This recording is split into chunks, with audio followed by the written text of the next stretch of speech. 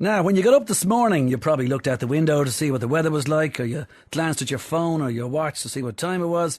Did you make yourself some breakfast or boil the kettle for a cup of tea? Yes? Well, close your eyes now and think about how you would do those things if you were blind. It's a whole different ballgame now, isn't it? I mean, the reality is blindness can strike at any time.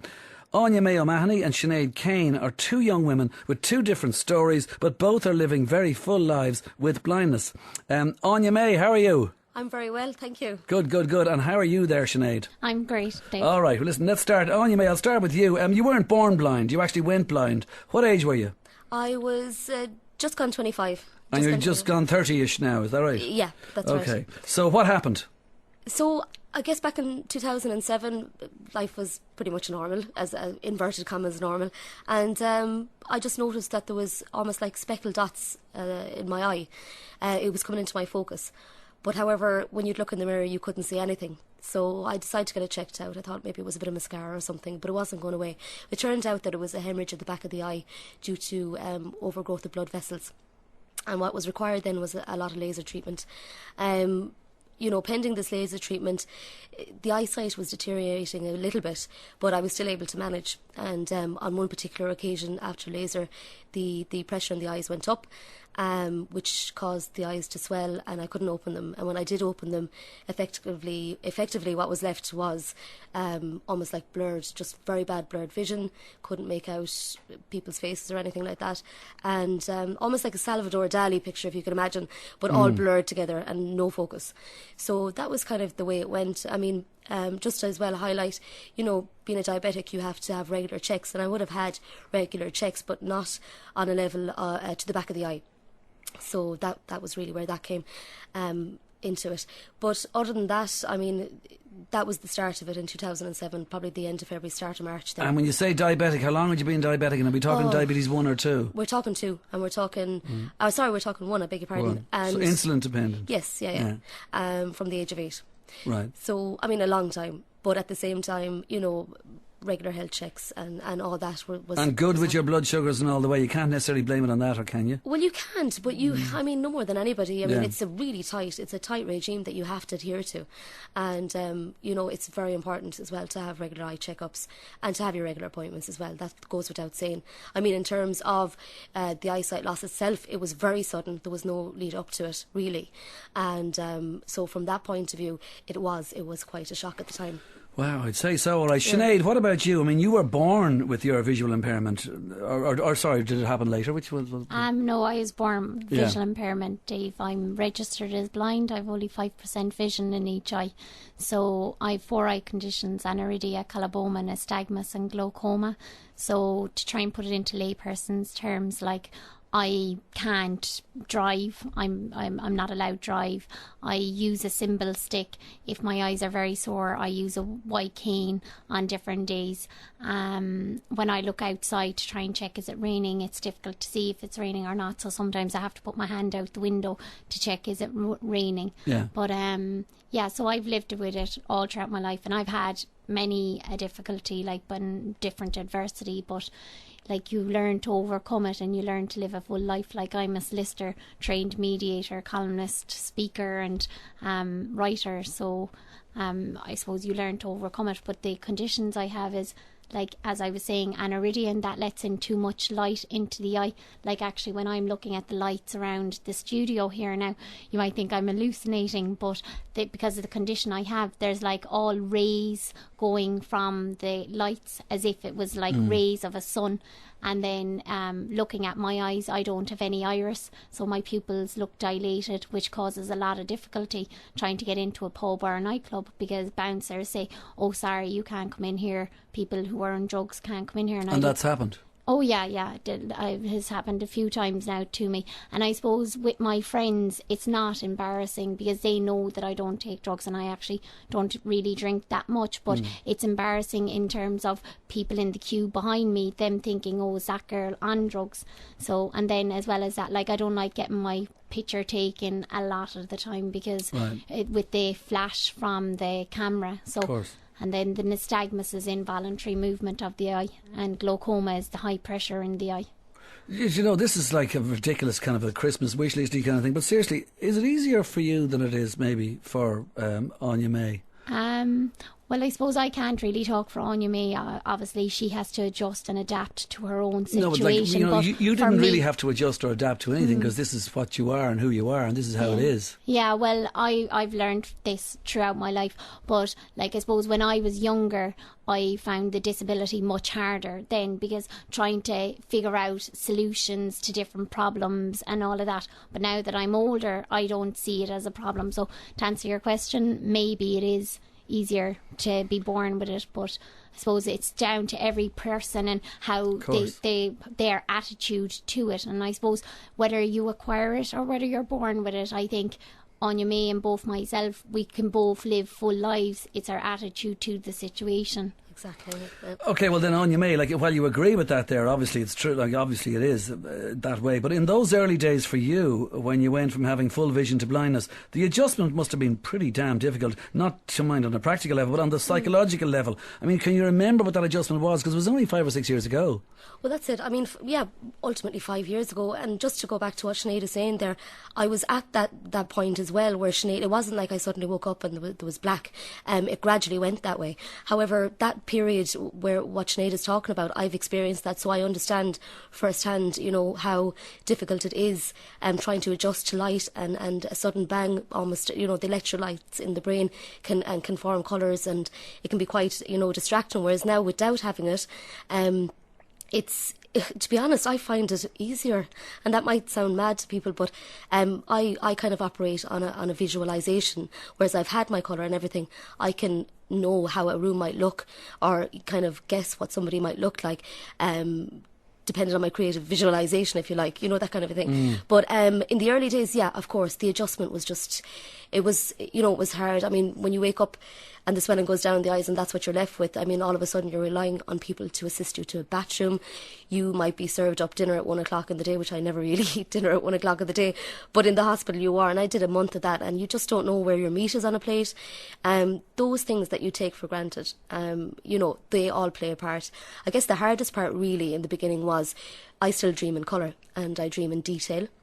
And then I guess in the early days was when you wake up from that to having, you know, to blackness. That was probably the biggest, you know, thing to overcome. However, I kind of, you know, that kind of, maybe it was the way I was brought up. You kind of empower yourself, and you see how your family are trying to deal with the situation, and you want them to go, you know, you want them to realise it's going to be grand, this is going to be okay. And that's why I moved out of home maybe 6 months after this had happened. I wanted to adjust to my own environment, because at least I know when I left something down, it was going to be there, you know, when I went back to it and all the rest of it. So you kind of learn to do things. I mean, you're only as good as your limitations, really. So I just say, don't limit yourself. Okay, well, that was a really bold step, but it was a step you feel you had to make, because you had to have some kind of authority in your own life, and you were going to do this, because if this thing was going to do this to you, you had to fight against it by doing something that was your own, which is fair play. But yeah, that was still a huge conscious decision to kind of assert your independence and leave home at such, you know, a quick time after it actually all happened. But Sinead, for you, it was different in some ways, or was it, in terms of those around you, because your family, a lot of them are visually impaired anyway? Yeah, so I suppose for me, growing up, like my parents, my mum is totally blind, my dad's visually impaired, and my sister's visually impaired. So when I was at home, I actually felt very normal. And like when you're visually impaired, I think time management skills and planning skills are essential, because planning skills, because of, like, say, I'm going on holiday now soon, and you have to kind of be planning in advance to make sure things go right, and time skills then, so that everything goes according to plan. But with my family, I just felt more normal at home. And then when I went into school, then I just felt completely different, because I was in a primary school, and I was the only person with any disability, no mind visual impairment, but any disability. So I felt quite segregated. But was that good, or hold on, you felt quite segregated? Was there a good point of that as well, though? Well, I was very severely bullied, so because of my disability. And then in secondary school, I was bullied again. And but I suppose looking back on it, like, it actually has made me a stronger person, because I learned so much about myself through that bullying phase.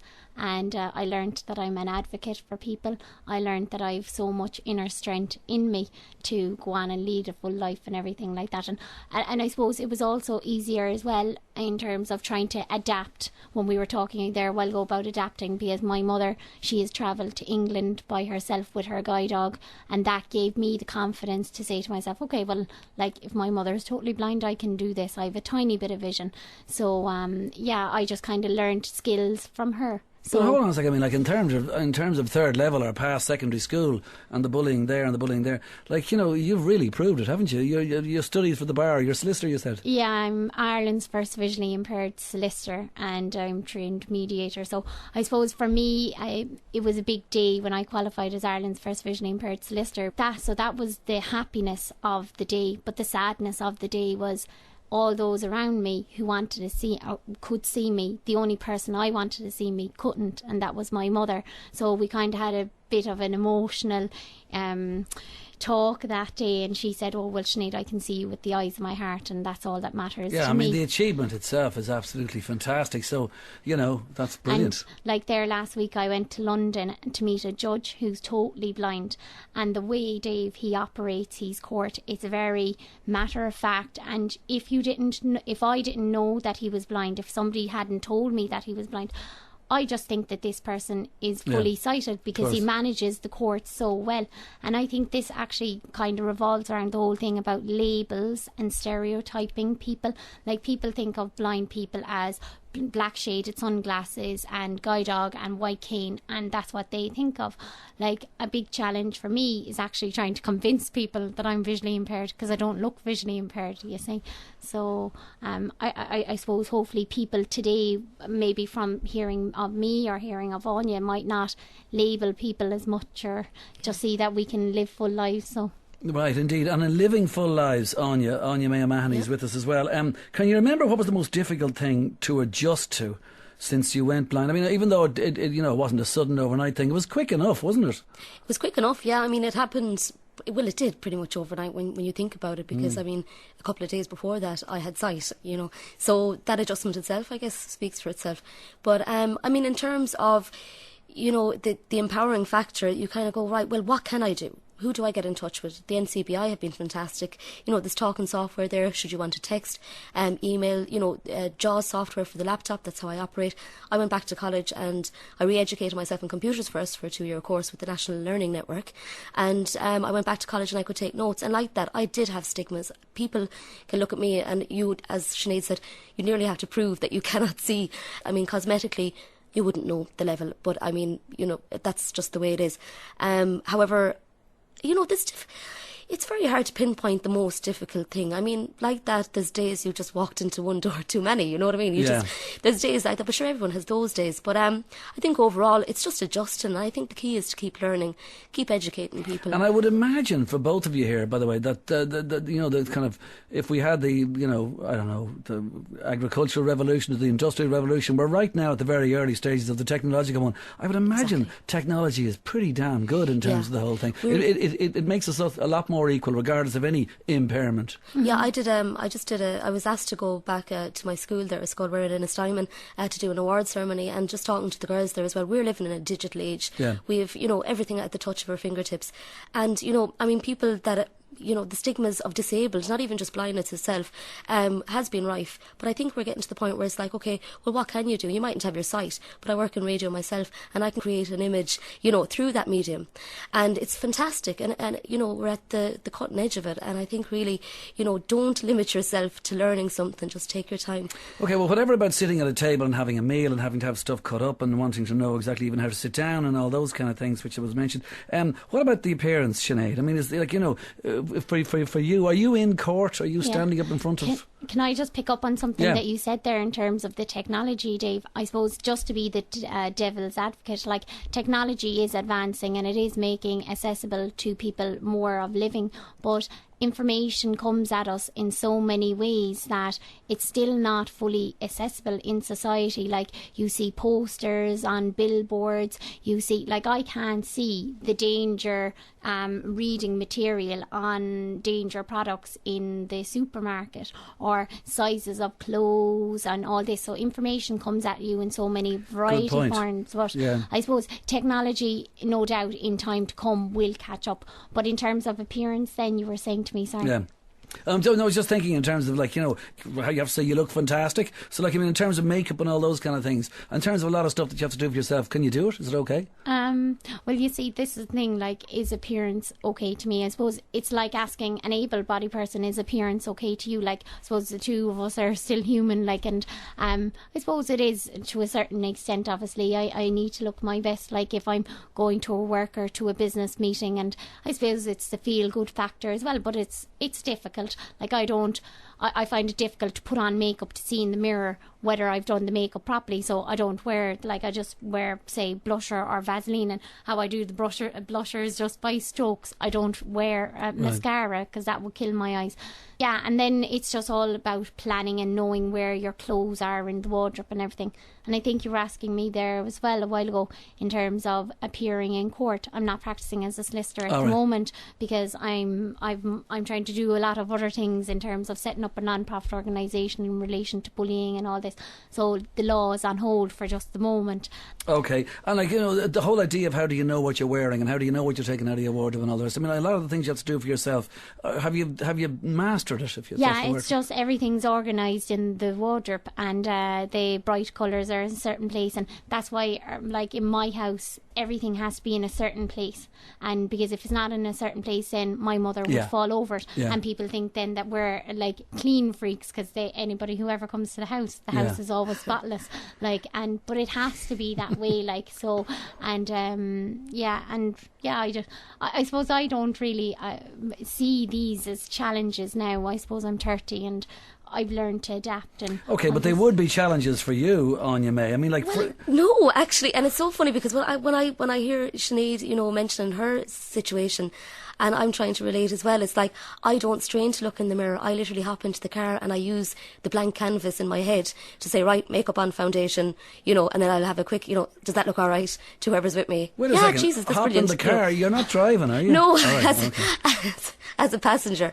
But I'd be doing that, you know, in the car, and off I go. And, you know, in terms of clothes, you see, I'm going on memory. I know what suits me. I know what doesn't. You know, you have that kind of, as I said, I use visualization to create what I'm you know, shown to the world, and that's what I do, and I use that blank canvas in my head to put on my makeup or whatever. Okay, a lot of people who wake up in the morning feel either good or bad, obviously. How do you feel when you wake up in the morning when the life that you've just had throughout the night, i.e. visual and in colour, is now gone? Well, I don't even think about that now. I think, you know, how I wake up in the morning depends on how late at night I had the night before. I walked into that. But other than that, I mean, you just don't. I don't think about it anymore. Have you ever learned Braille? No. Have you learned Braille? No. Should one need to, or am I going back too far? I don't particularly. It's not something I want to. I suppose it's up to the individual person. Like, I suppose a lot of people are becoming more technology savvy. Like, but can I actually just use this opportunity, Dave, to congratulate Anya for being so positive towards it? And to me, she sounds very positive. But there's a lot of people out there who doesn't take that attitude. Of course. And hopefully that they can find inspiration from Anya May. And I suppose I'm finding inspiration myself from Anya May, because I have the condition glaucoma and I have only a tiny bit of vision, and I was developed with that at 15. I had the other 3 since birth, and my mother went totally blind from glaucoma. So the doctors told me at 15, by the time you be 23, that you'll be totally blind. I'm 30 now, I'm 7 years overdue, but every time I go to bed at night time, and this is why I kind of bring it back, because you were asking Anya May about going to bed and how she feels next morning, but when I go to bed sometimes I think to myself, well, will I wake up in the morning with sight? And that does make me sometimes feel down, and I do get upset, and I wouldn't be human if I didn't. But I suppose you can't dwell on it, because if you dwell on it, then you wouldn't get out of the bed in the morning time. Okay, well, yeah, go on. Just sorry now, Dave. Just in contrast to that, I have done, I've done motivational speaking, and I've talked to people that have had sight loss themselves, and it's almost, it's literally the end of the world. But even just, a little smidgen of independence that can come from that, if you can inject that some bit, rather than saying, right, I can't make a cup of tea, so therefore I'm going to wait for a PA to come in and do it. You have to liberate yourself and just extend it and nudge it. And just in terms as well of, there has been a downside to it. I've had 4-hour operations wide awake. Yeah. And I know the hard grit, and it empowers you some. But just to say as well, in contrast to that, I do believe in the power of positive thought. I don't want to sound like I'm out there, but the power of positive thinking maybe has got you so far, Sinead, in terms of being 7 years overdue, and to focus on yourself, in a more positive way. But I mean, of course, there is people that this is the end of the road, it might seem like to people, and it's like, no, it's just, you're just caught up in a moment. There is. But light also, beyond I that. mean, like, finally, the stigma thing that might or might not be attached, that you'd like to see it all go. For instance, Sinead, like, you would stand at a place without anything around you to indicate that you're visually impaired, and that's fine. People stand beside you. If you have something with you that makes it look as though you're visually impaired, people will stand 10 feet away from you. Yeah, that has happened to me in the past. And I think actually what I've learned from that experience is it's that person's problem, not my problem. This isn't the bullying that you had before. This is a kind of an ignorance thing. Yeah, this is an ignorance an awkwardness. thing. Yeah. And I think it's just because that person isn't educated, and I suppose I can only control myself, and sometimes I do carry the stick and sometimes I don't. And another thing is in terms of boyfriends, like the thing I always get as well is when you tell somebody you're visually impaired, the first question I get is, so is your boyfriend blind? Yeah. And it's this thing of, okay, you're blind, so obviously then you'll go out with somebody who's blind. Whereas kind of like I actually haven't ever went out with a guy who's blind. Any guys I've dated have all been fully sighted. And is it difficult, boyfriend-wise, in the world? Well, trying to find a boyfriend in a nightclub is difficult. But I suppose I kind of have strategies that I use. One particular strategy is if there's a guy up at the bar. Now, normally I don't do the chatting up anyway. I wait for the guy to come to me. Do you now?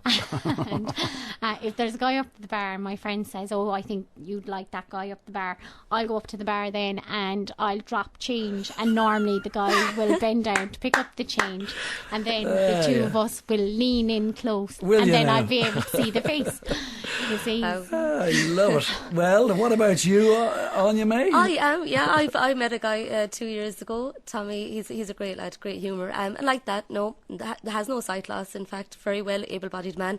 And like that, yeah, we did meet at a mutual party, and like that, I guess, he asked me, did I have a boyfriend? I said, no, I'm still interviewing. So the humour was there. Right. And you kind of go with that and go with the flow. But no, everything's all good in that department. Now, I have, in terms of, the awkwardness of talking to people, I have been on a train. I put my hand down on somebody's knee that I thought was my mother. And, you have those awkward moments, or you've... Sure, I've done that. For God's sake. I've turned around and said terrible things to somebody who I thought I was behind me. There was somebody I was talking about. These are the things. Or I've talked to, empty bottles of shampoo on a shelf when somebody's walked away from it. But that's the way it goes. But you have to have a laugh at yourself. And by the way, speaking of a laugh, I don't know if this really is a laugh, but I should ask you about this one, Sinead. You went to see The Sound of Music. Oh, yeah. Tell me about going to see The Sound of Music. I went to The Sound of Music, and guide dogs are trained to come at the blow of a whistle, you see. So myself and my sister were sitting in the audience, and my mother's guide dog was lying on the floor. And The Sound of the Music part where the German guards are chasing the Von Trapp family, so they're blowing the whistle, and my mother's guide dog takes off, leaps onto the stage, into the centre of the stage, and just sits, because when they come, they just sit. So then all the actors stopped. The whole thing went standstill, and nobody knew what to do. And all my mother was panicking was, "Where's my dog? Where's my dog?"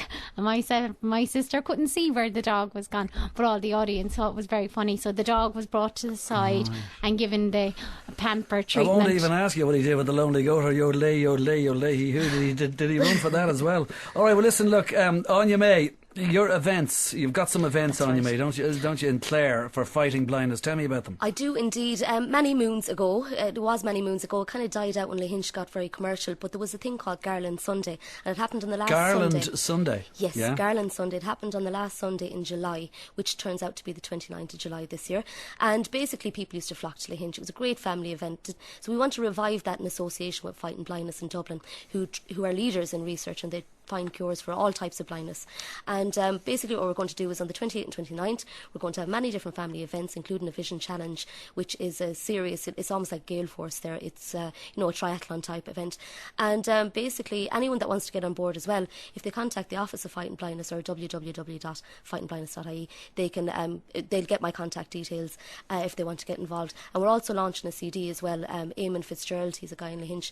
It's all songs of Clare, and it's in the production stages. So there'll be a CD floating around as well, and all proceeds, 100% of all the proceeds will go to Fighting Blindness. Okay, so fightingblindness.ie it is, and check up Anya Mayo Mahoney, you can find out all that there. So, folks, what about you then, Sinead, finally? What's next for you? Are you going to get back to the law? Are you going to get back to the soliciting? Yeah, I hope to get back to the law, and at the moment I have my own website, so that's www.sineadkane.ie. Kane. Yeah, the Kane ability. And so I hope to be practicing maybe back in law in 2 years' time, and then I hope to set up my own my own firm. So I just want to get this bullying organisation off the ground at the moment, but I'm looking for potential investors. So if there's any rich businessmen out there listening, please contact me. Drop your change. SineadKane.ie. No, wait, Anya's going to come in and say, no, give the money to me. No, Okay. I was going to say drop the change in front of him and, use your tactics. Yeah. Exactly, yeah. All right, well, listen, fair play to you both, and, well done. You're doing really well with it all. Sinead Kane and